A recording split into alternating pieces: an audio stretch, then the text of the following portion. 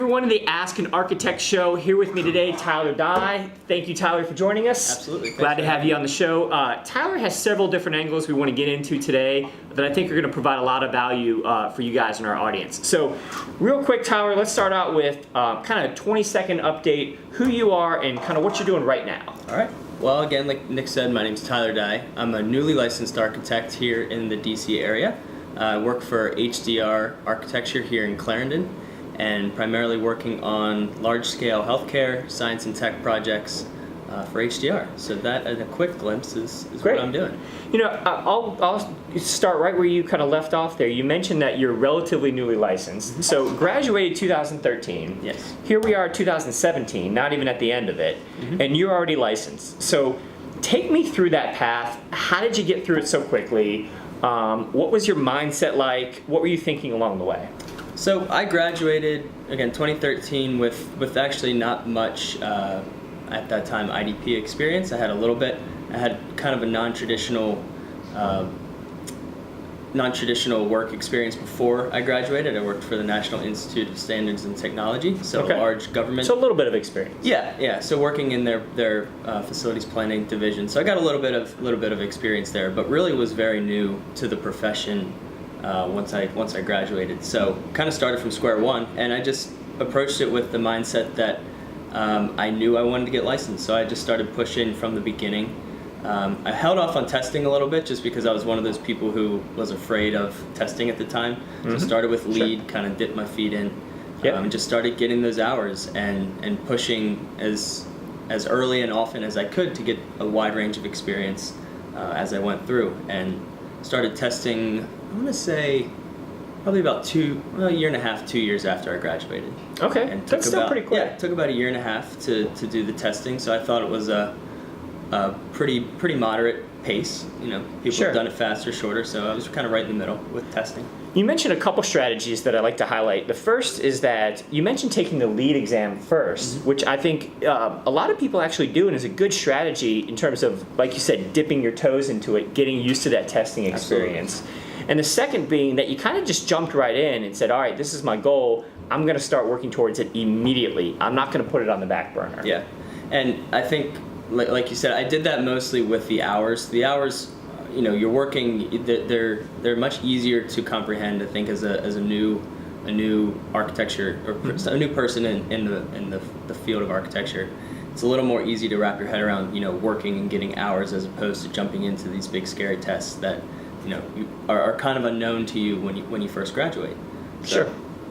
And you're at HDR, yes. Relatively large firm here in DC. They got several offices around the world, right? And you've been there since you graduated, so over 4 years now. So what's it like at HDR? What's the culture like? What kind of projects are you working on? Just tell us about your experience at HDR. Sure. So when I first started, we were in a previous office in Alexandria, Virginia. Okay. And when I first started there, it was actually a much different culture than what we currently have now. There was a lot of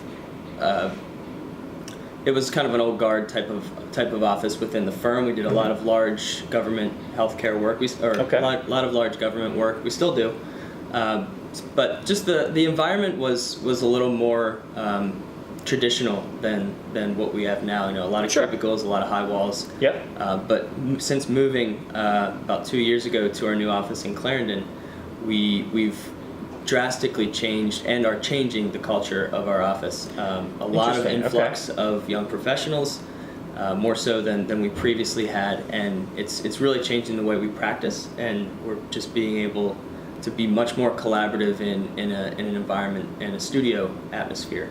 So do you think the physical change was symbolic, or do you think that actually the different physical environment created kind of a leadership change or a culture change? You know, really, what spurred that on? Was it just the move? Is that it? It was a combination. Right before our move, we got a new managing principal. Okay. And that changes things. Absolutely. And Steve, our managing principal now, has done a fantastic job of being a catalyst for that change.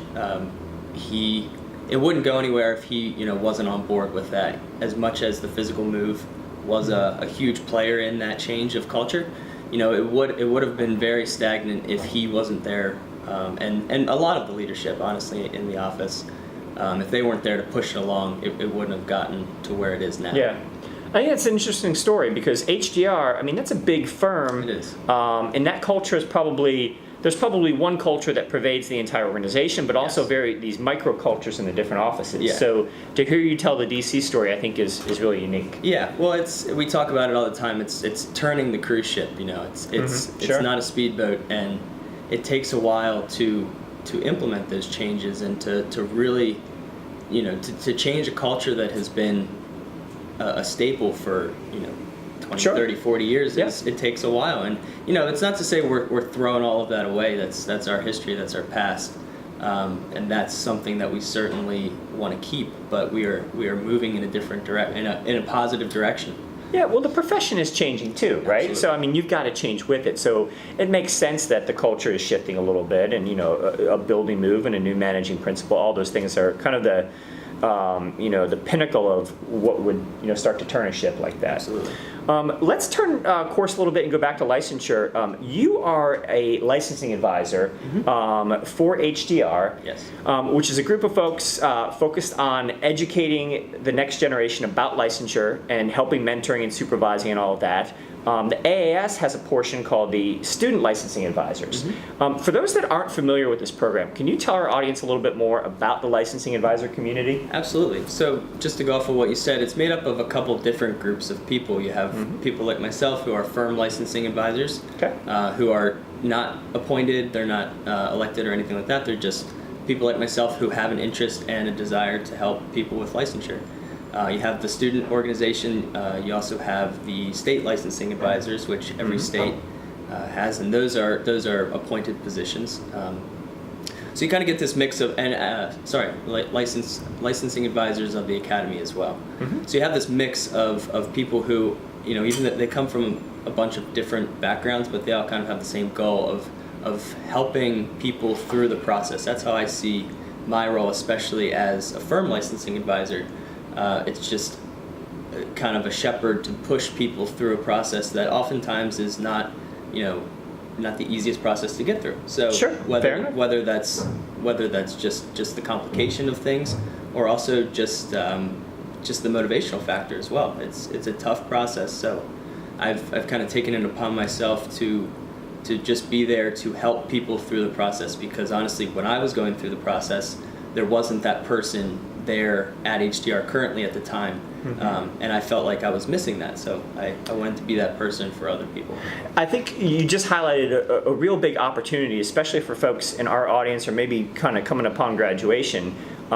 If you're at a firm and you're a relatively newly licensed person, or maybe even still an emerging professional, and you want to take on a leadership role, Absolutely. this is kind of the perfect avenue to do that. You're either in that process yourself or you just finished, so you're perfectly positioned to kind of be a leader in that role. Absolutely. And early on in a career, it's hard to find those leadership positions. Definitely, and it's something that I would be very surprised if you approached your firm and said, "Hey, I want to be this person for you." I would be very surprised if they came back and said no. Right. It's you're It's there for the taking. Exactly. You're adding so much value to the firm and to their practice just by helping people through the process. And honestly, really not much of an investment from the firm. It's as long as you have the desire to do it, you're taking on the work and you're putting the effort forward.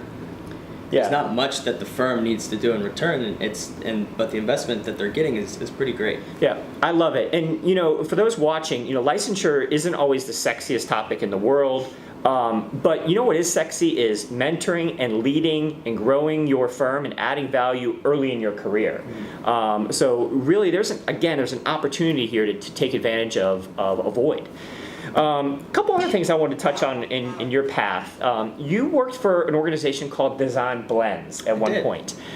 So kind of a unique organization. Tell me more about Design Blends, what it did, what you did there, and what they're all about. Sure. Design Blends is a great example of a group of people, an individual in architecture school, who took it upon themselves to create something of their own. And basically I want to say this started Gosh, probably third or fourth year of architecture school, and a good friend of mine, Brian Corcadillas, he decided that he wanted to create something of his own, and we were all, going through architecture school, and just kind of wanted an outlet to do something else, to do something a little different from our typical studio activities and Sure. projects and stuff like that. So. It started out, it really is a blog, essentially. A blog about visualization and graphics, and we would all write these articles. So content. Exactly, Yep. exactly. Okay. Kind of the new Arc Daily or something like that. Got it. And that's honestly how we started, as a blog with no real idea or concept of where anything was going to go. I think Brian had this grand scheme of things in his head that, he may or may not have told us, which turned out obviously to be very successful. But as that morphed into kind of more of a pseudo firm, not firm, but Like a company. exactly, a real thing. pseudo, yeah. But even as we were finishing up school, we started doing renderings for firms and started actually making a little bit of money, and that's exciting as a student. We were building models for certain architecture firms. We're doing all these kind of little things, and that just kind of morphed into, at one point I think Brian was like, I can take this to the next step and I can create my own practice to where he is today, which is a multidisciplinary architecture practice in Philadelphia.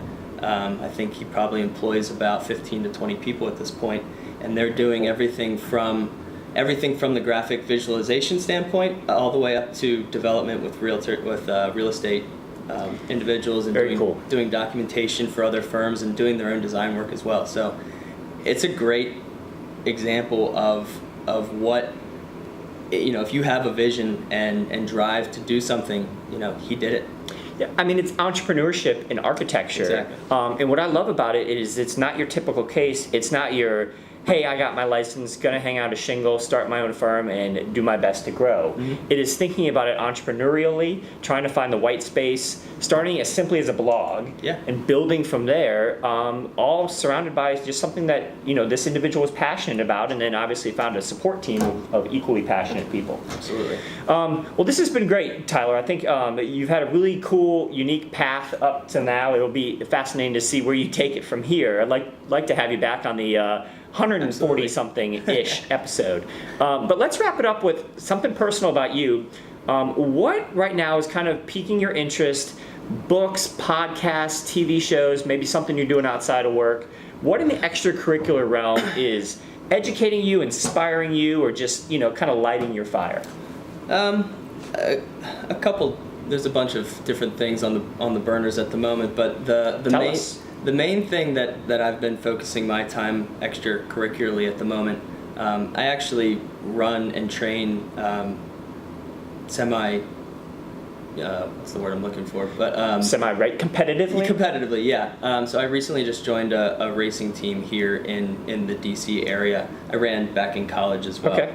Very cool. So for a couple years after school, I kind of just did it on my own. But now I'm realizing that if I want to put some time and effort into it, kind of now's the time. Every day I'm getting more and more responsibility at work. Sure. And I see a few years from now it might not be an option. Sure. So Harder to balance. Exactly. So I'm trying to take that time now and, like you said, balance and try to create a balance between my work and my life outside of architecture. So that's where a lot of my time goes. It is a time-consuming endeavor, but just trying to find that balance, because it is helpful for me to have that outlet outside of architecture and just to go run for an hour and be able to completely clear your mind. It's kind of as much physically as it is difficult. It's mentally such a recharger for me. Yeah, I mean, I would argue it makes you a better architect, it makes you a better employee, probably helps you think clearer in your personal life. So all around, I think, balance, and not necessarily work-life balance, but work-life integration, Yes. for lack of a better phrase, is important these days. So Tyler, fantastic advice. I think a lot of value here for our audience, a lot of different perspectives. We talked about licensure, we talked about entrepreneurialism, we talked about running, so all good things. So Tyler, thanks for coming on the show. Thank you. And we'll see you next time on the Ask an Architect Show.